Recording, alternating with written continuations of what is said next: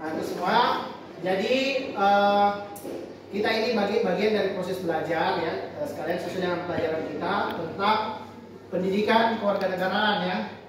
Jadi Bapak mau anak-anak ini karena masing-masing berbeda tempat tinggal kok. Ada yang tinggal di tadi Porong Kaipa, di Romangkolong, Pacinongan, ya Pau dan ya banyak lagi ada mungkin di Macanda ya. Tapi kan bukan semua orang Makassar yang tinggal di bawah ini, tapi ada juga orang Bugis, ada mungkin orang Jawa yang mas-mas itu yang kos-kos ya. Makanya anak-anak ini sebagai pelopor ya. Jadi saya secara tidak langsung melantik anak-anak ini sebagai agen-agen kelompok muda yang lintas agama dan lintas budaya. Artinya apapun agama nanti teman-temannya di rumah ya harus ditemani, jangan sampai karena berbeda agama, beda budaya kemudian anak-anak ini tidak mau berteman sama dia ya. Nah, kalau sudah berteman dikit kan pasti biasa. Tidak selamanya misalnya main mabar, tidak selamanya main terus, pasti kan biasa cerita-cerita. Makanya saya bilang kita bercerita-cerita ini adalah bahasa lokal ya, bahasa Makassar ya. Nah, jadi anak-anakku biasa bercerita, sambil bercerita itu ya anak-anak tukar pendapat, sharing. Nah, misalnya isu-isu sensitifnya tadi, masalah tadi saya bilang masalah dogi ya. Kalau ada orang punya dogi, karena dalam agama Islam kan bukan apa-apanya dogi, tapi air liurnya itu yang kita tidak boleh pegang ya. Tapi kalau kita berbeda pendapat dengan orang, ya tidak apa-apa. Ya pendapatmu seperti ini, ya pendapatku seperti ini. Pokoknya kita harus saling menghargai saja ya. Anak-anak itu kita ini, saya juga dulu pernah sama kayak kita ya, jadi murid juga. Jadi bahwa belajar itu ya kita harus bisa saling menghargai ya. Apapun orang berbeda pendapat sama kita, ya kita hormati, kita hargai.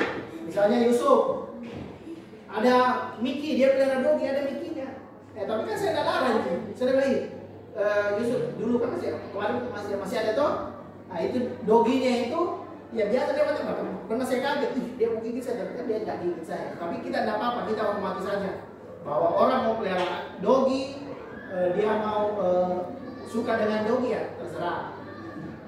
Itu dogi ya. Tapi kalau sama manusia tadi saya bilang, ya Fadil, kalau Fadil misalnya ada teman main bolanya yang agama Hindu, orang Bali, ya tidak boleh karena dia agama Hindu.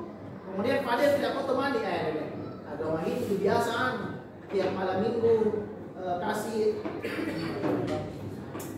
sesajen depan rumahnya, biasanya di malam Jumat ya. Karena agama Hindu seperti itu, dia kasih sesajen biasa setiap malam di rumahnya ya. Bahkan kalau hari raya Nyepi itu orang Hindu, dia matikan semua lampunya gelap dan tidak keluar rumah, biasanya seperti itu ya. Jadi dia di rumahnya ya kayak berzikir, saya duduk ya, atau main HP ya. Bagaimana cara kita bisa tahu itu? Bagaimana caranya saya bisa tahu ya? Karena saya pernah punya tetangga orang Hindu, saya lihat seperti ini orang Hindu. Tapi saya bukan berarti karena tetangga saya orang Hindu saya tidak temani ya, saya temani, saya senyum-senyum, saya kalau ada mau saya sapa. Bahkan pas Idul Fitri dia ucapkan selamat hari raya. Tidak apa-apa. Kita juga walaupun misalnya ada yang melarang ya, itu tidak ada masalah ya. Misalnya anakku biasa dengar atau di rumahnya tidak boleh bilang selamat Natal misalnya. Ya tidak apa-apa, tapi kalau Bapak sebagai guru yang membolehkan selamat Natal, ya tidak apa-apa sih. Silakan bilang selamat Natal. Yang penting jangan berubah keyakinan tak. Kita bilang selamat Natal, baru kita mau menyembah Tuhannya juga dia yang Yesus misalnya. Boleh kan kalau dalam agama kita, agama Islam, Yesus itu Nabi Isa itu sebagai Nabi, itu bukan sebagai Tuhan.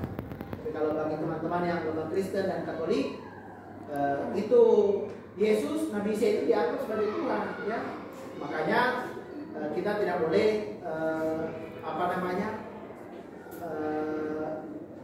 memaksa keyakinan kita, ya.